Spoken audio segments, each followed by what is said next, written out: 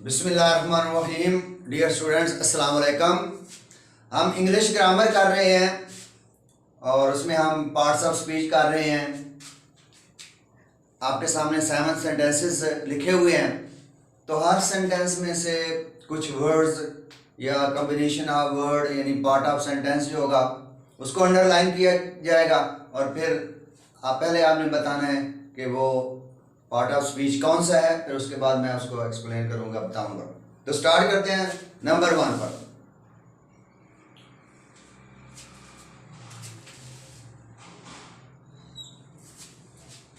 That को underline किया गया। दैट तो जो से पढ़ें, gauze pads or rolls are cloth pads that are placed directly on a wound. जी, जालीदार पट्टी के जो पैड होते हैं तकिए से, आर रोल्स या गोले, आर क्लॉथ पैड्स वो कपड़े के पैड्स होते हैं, तकिए होते हैं, जिन्हें आर प्लेस रखा जाता है डायरेक्टली ऑन अ वाउंड, जिन्हें बराह रास्त जख्म पर रखा जाता है या जो बराह रास्त जख्म पर रखे जाते हैं। दैट को बताएं क्या है। जी जी, दैट यहां पर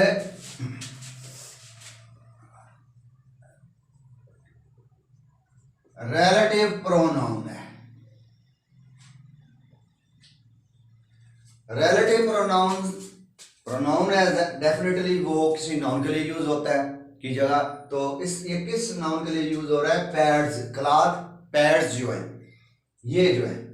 और एक और बड़ी पहचान होती है रिलेटिव प्रोनाउन है दैट जब लिखा हो, यानी अगर ये जो का मीनिंग दे रहा है, जो, तो समझे कि ये आपका रिलेटिव प्रोनाउन है। अगर ये के मीनिंग दे रहा है तो फिर ये आपका कंजंक्शन होगा। जैसे ये सेंटेंस देखें,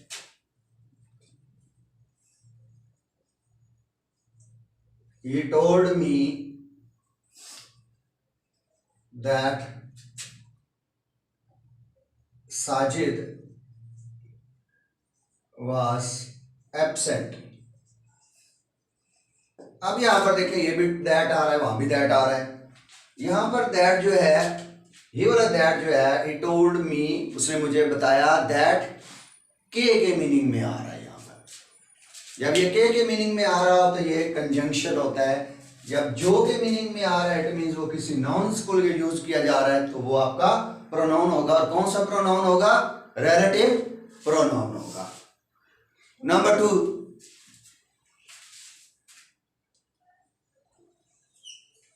of the mountains, the tops of the mountains were covered with snow। जी, ऑफ द माउंटेन्स ये वाला 3 वर्ड्स हैं। इट मींस ये फ्रेज है, क्लास नहीं है, पूरा सेंटेंस नहीं है, एक फ्रेज है। तो ऑफ प्रेपोजिशन है, तो ऑफ द माउंटेन्स प्रेपोजिशन से स्टार्ट हो रहा है, तो ये प्रेपोजिशनल फ्रेज है। तो प्रेपोजिशनल फ्रेज जो होता है या तो एडवर्ब फ्रेज होता है या एडजेक्टिव फ्रेज होता है। अब ये देखिए, ये किसको डिस्क्राइब है? टॉप्स को। टॉप्स ऑफ द माउंटेन्स, पहाड़ों की चोटियां। टॉप्स नाउन है, ये आपका नाउन है। तो नाउन को एडजेक्टिव डिस्क्राइब करता है, एडजेक्टिव नाउन को डिस्क्राइब करता है। इसलिए ये जो आपका ऑफ द माउंटेन्स, ये जो आपका फ्रेज बन रहा है, ये बन रहा है adjective phrase.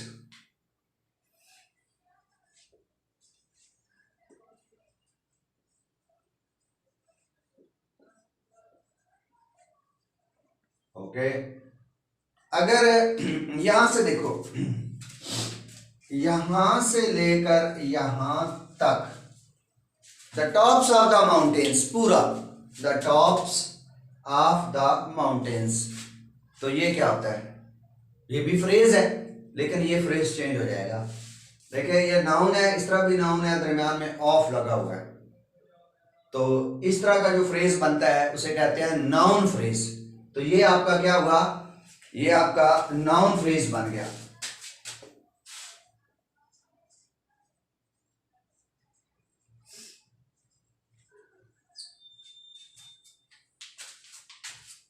Next number 3, we saw fascinating animals in the zoo।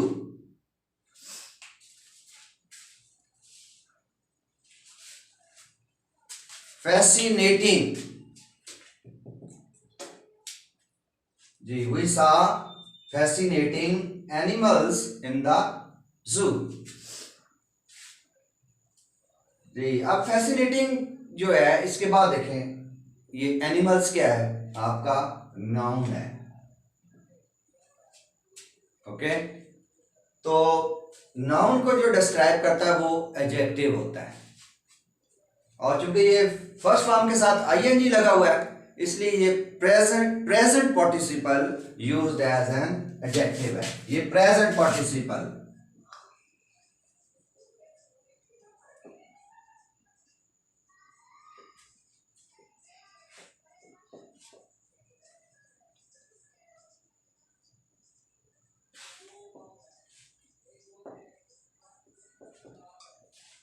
Present participle क्या होता है, फर्स्ट फॉर्म के साथ जब हम आईएनजी लगाते हैं, ठीक है, लेकिन ये इस एनिमल्स को डिस्क्राइब कर रहा है तो इसलिए एडजेक्टिव हो गया।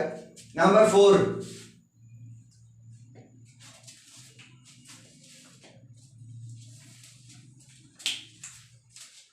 One of the boys was absent. ये वर्ड वन जो है इसको बताना है, one of the boys was absent. जी वन ऑफ द बॉयज, लड़कों में से एक लड़का, तो वो जो लड़कों में से एक लड़का है उसके लिए ये वन का प्रोनाउन यूज हुआ है, और वो कौन सा है क्लियर नहीं है कि कौन सा, तो इसलिए इनडेफिनेट प्रोनाउन है।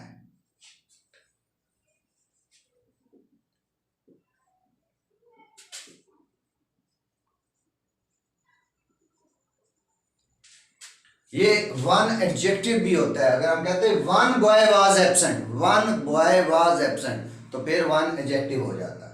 नंबर 5,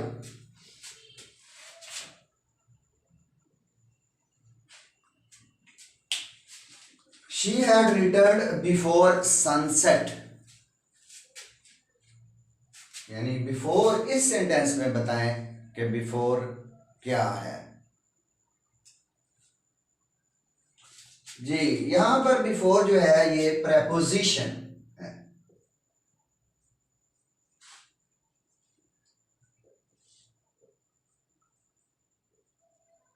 बिफोर जो है ये कंजंक्शन के तौर पर भी यूज होता है। जैसे अब ये सेंटेंस देखें, द ट्रेन हैड लेफ्ट, जा चुकी थी, बिफोर आई रीच्ड, मेरे पहुंचने से पहले। अब यहां पर देखें सब्जेक्ट है, वर्ब है, यानी इसके बाद सेंटेंस है बिफोर के बाद, तो यहां पर ये कंजंक्शन के तौर पर यूज हुई है। लेकिन यहां बिफोर के बाद देखें आपका कोई आगे सेंटेंस नहीं है, सब्जेक्ट वर्ब का सिस्टम, तो यहां पर ये प्रेपोजिशन के तौर पर यूज हुआ है, और इस सेंटेंस में ये बिफोर जो है ये आपका कंजंक्शन के तौर पर यूज। नंबर 6,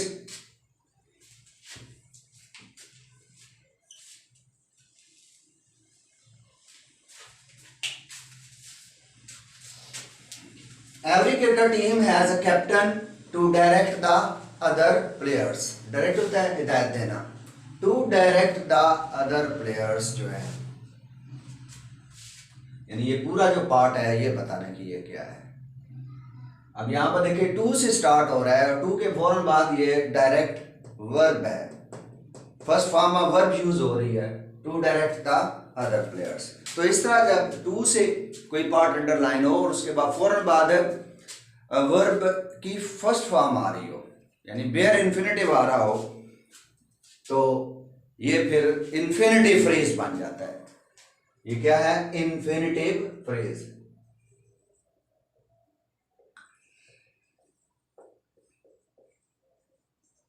इन्फिनेटिव फ्रेज हो गया। Next number 7 and the last,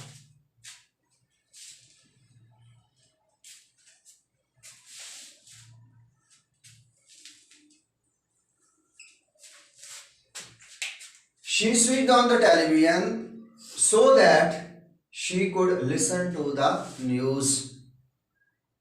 जी, अब यहां पर देखें काफी बड़ा सा पार्ट ऑफ सेंटेंस जो है उसको अंडरलाइन किया गया है, और इस पार्ट ऑफ सेंटेंस में देखें इसका अपना एक सब्जेक्ट है, वर्ब है, सब्जेक्ट भी है और आगे इसका वर्ब भी है, तो इसलिए ये क्लास हो गई, ये क्लास है। और ये दरमियान में जो कंजंक्शन यूज हो रही है, सो दैट कंजंक्शन है, और ये पूरी एक so that she could listen to the news, ये एक क्लास है। तो अब ये कौन सी क्लास की फिर आगे टाइप्स होती हैं, तो ये यहां पर कौन सी क्लास बनती है भला, यहां पर ये एडवर्ब क्लास बनती है, adverb, adverb class of purpose.